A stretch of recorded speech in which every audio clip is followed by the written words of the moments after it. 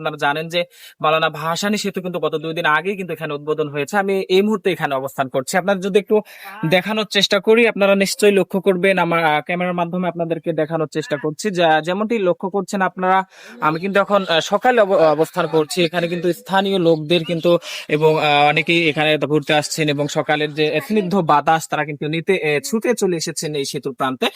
যেমনটি বলছিলাম আপনাদের জানিয়ে রাখি, ঢাকার সাথে কিন্তু কুড়িগ্রাম জেলার 130 কিলোমিটার যে সড়ক, মানে তাদের যে 130 কিলোমিটার দূরত্ব সেটি কিন্তু কমে এসেছে এই সেতুর মাধ্যমে। এবং বিশেষ করে আপনি আপনি নিশ্চয় জানেন যে কুড়িগ্রাম কিন্তু একটি কৃষি প্রধান জেলা, যার কারণে কিন্তু এখানে শস্য এবং ফসলাদি সবই কিন্তু যখন এই সেতুটি ছিল না, এর বিপরীত ফলে কিন্তু তখন কুড়িগ্রামবাসী কিন্তু তাদের শস্য এবং ফলাদি বিভিন্ন অফিস এবং বিভিন্ন ঢাকার যে রাজধানীর সাথে যে যুক্ত এই 130 কিলোমিটার সড়ক যে বেঁচে গিয়েছে এই সেতুর কারণে। এবং এর আগে যোগাযোগ করতে কিন্তু লালমনিরহাট তিস্তা ব্রিজ দিয়ে আমরা যেটি কিন্তু জানি।